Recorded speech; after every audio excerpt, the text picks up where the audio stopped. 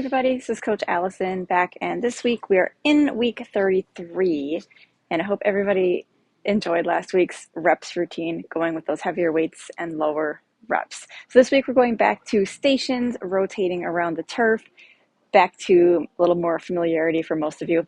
There's 6 stations, and we're going to rotate around 4 times. Rounds 1 and 2 will be timed one way, rounds 3 and 4 will be timed a different way. Really just flip-flopping those times. So rounds 1 and 2 will be 35 seconds on, 25 seconds off, and then rounds 3 and 4 will be the reverse of that. So 25 seconds on, 35 seconds off.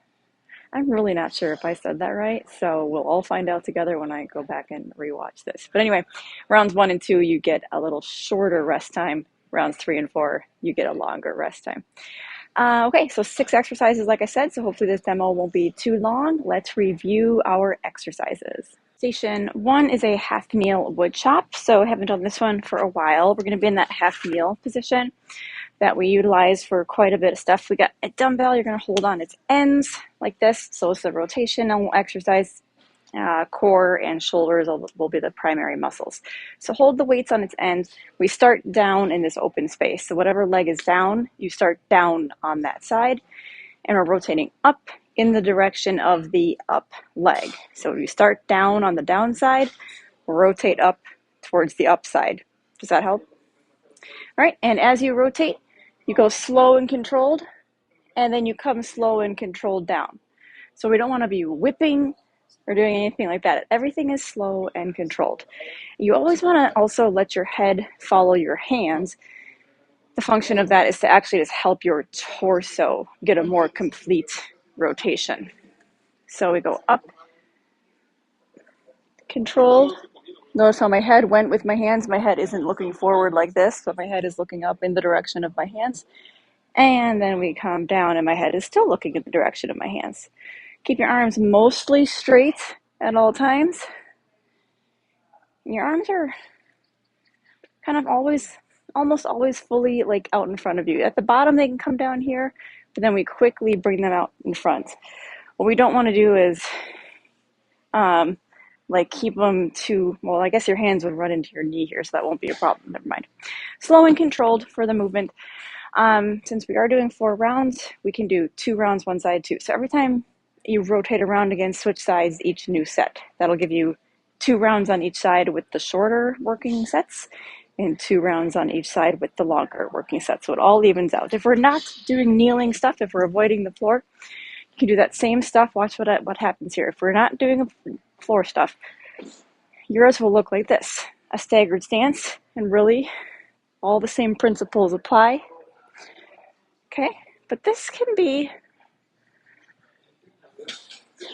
very more balanced challenging. So that might not work for everybody. So if you try that staggered stance and you feel a little too wobbly, take it to a standard stance, feet parallel to one another, and do a standard wood chop with your feet parallel. That gives you more stability, less tippy feeling. So half kneel wood chop or those 2 standing options for any modification needs if we're staying off the floor. Next station is a single leg supported hip thrust. So we're lying on the floor, on the back. Hello. The single leg is we're doing just the one leg at a time. The supported means we're resting that other foot on the thigh, like that. Rest your head down, palms up with the arms on the floor. Lift the hips as high as you can. Quick pause at the top, so just don't, we're not bopping and bouncing the hips. We want to pause for that 1 second at the top, like this. And then just a quick pause, quick tap to the floor at the bottom, and then you're right back up. Pause, tap, pause, tap. So just to make sure, I can never tell if you can see I'm just going to show you both sides so you can make sure you can see how I'm resting my foot, my ankle on my thigh. So that's how we're doing our single leg hip thrust this week. Anyone staying off the floor? Again, we're just going to do 2 rounds on each side, so you don't have to worry about switching sides halfway through. Anyone staying off the floor? We're going to go to step ups for the option. a single leg step up. So grab yourself a step or a box. We're going to keep, the way we're going to do the single leg for this option is just whatever leg you are starting with. For that whole round, you're going to keep that leg here. So you're going to step up, and then bring that leg back down. But this leg that's on the box, just think of it like it's glued to the box for the whole set. Okay? So, and then other leg next time around.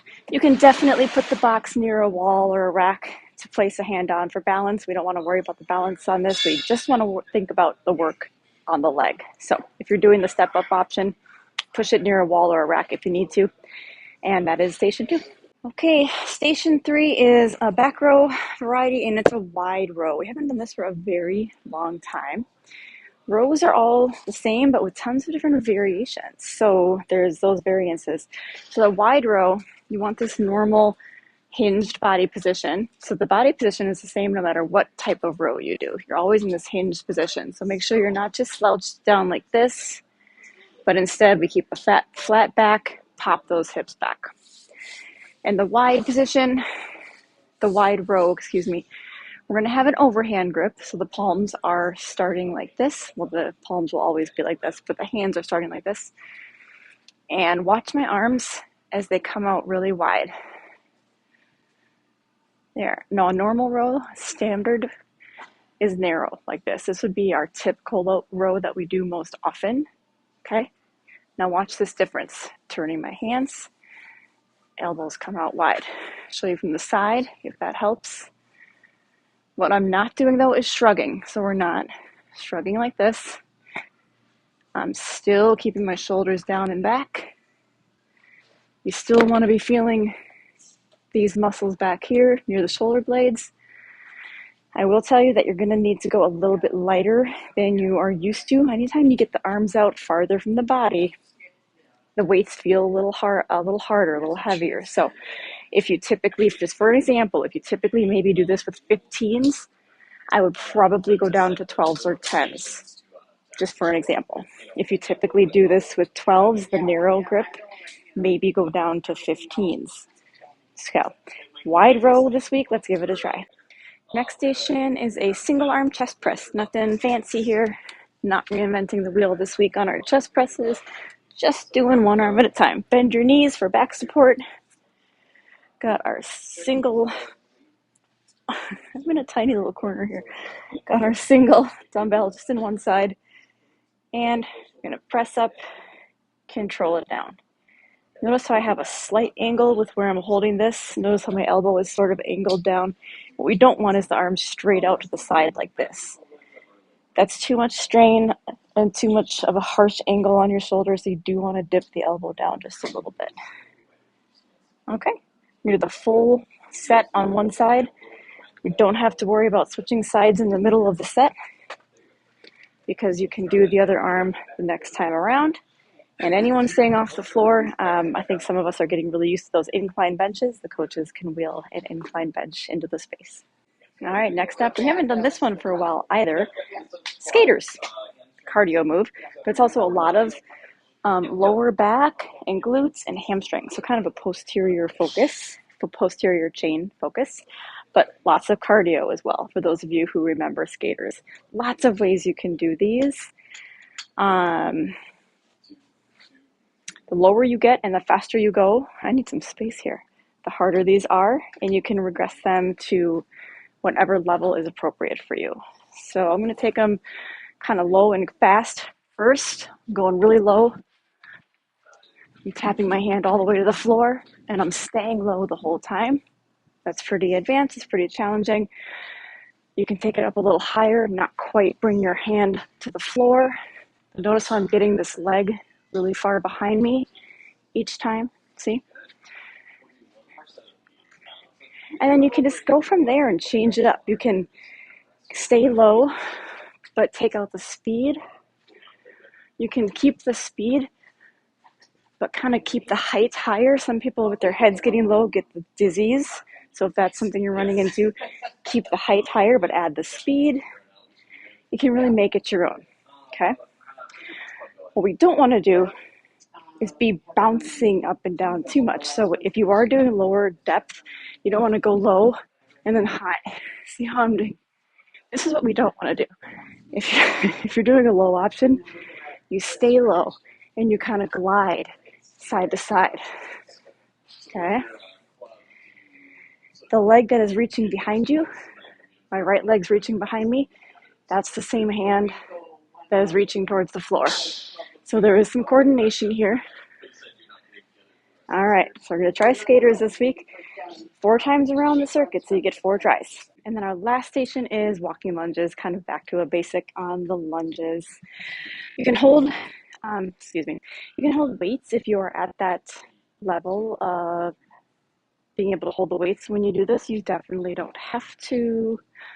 Remember, with lunges, we take a big step. That's very important.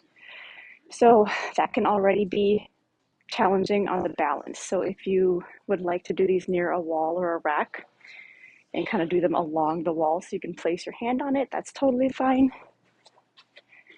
But big step, roll up under the back toes, bend both knees, and then step the feet together.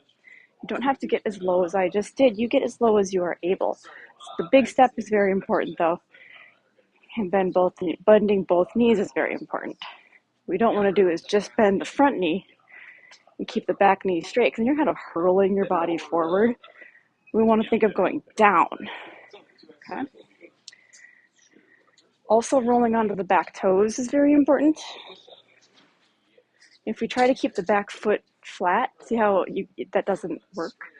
And oftentimes that turns the foot out to the side, and that's going to put a very uncomfortable and unsafe angle on your ankle and your knee. That turns the ankle and knee in bad angles, and we want to keep those in alignment. So from the front, maybe if you have the white wall behind me, maybe it's better. No difference because I'm too close. If you have your foot nice and straight, as opposed to turned out like this, you can see how that just does a weird angle on my knee and my ankle. So we don't want that. And last little tip is keeping the chest up tall and straight, chest and back up tall and straight, and not falling forward like this. And then you just continue to take steps. So I'll show you 2 or 3 in a row. Down, up, other leg, down, up, and you keep it going forward. Whatever space you have, when you get to the end, just turn around and go back the other way. And that is our walking lunges. When you are ready for this step, you can grab some dumbbells in your hands and hold some weights. All right, and then we are at our team builder, or it's actually more a finisher this week because we're not working as teams, you're working individually. It's going to be an arm finisher. We've done this before. 2 sets, 2 rounds, bicep curls and tricep pushdowns. You know, we had bicep curls last week, but last week we had the hammer curls. Now we're going to do normal palms forward. We're going to do 15 bicep curls. Keep your elbows at your sides like this. Make sure they're not drifting backwards or swinging backwards. 15 of those. And then the tricep pushdowns. It's very busy here today. I can't get into the racks, but we've done this enough. And your coach will show you. But we're going to have the bands hooked up on the racks overhead, handle in each hand, and the tricep pushdown is this exercise. So you're pushing the resistance down. Keep the wrist straight. Don't let the wrists bend like this. So keep that wrist straight. Don't shrug when you're pushing, so don't compensate by letting the shoulders kick up. And try to get the arms all the way down at the bottom. So you do 15 curls, 15 press pushdowns, and you'll do 2 of each, 2 sets of each. Some people can start with the triceps. Some people can start with the biceps because there won't be enough bands and space for everyone maybe to do everything at the same time. So split the group apart. As long as everyone does 2 rounds of each, that is our finisher this week. Okay, that is week 33. It was very busy out there on the gym floor today, so I hope not too much sound came through my earbuds. But anyway, week 33. Hope everyone enjoys these exercises. See you back next week.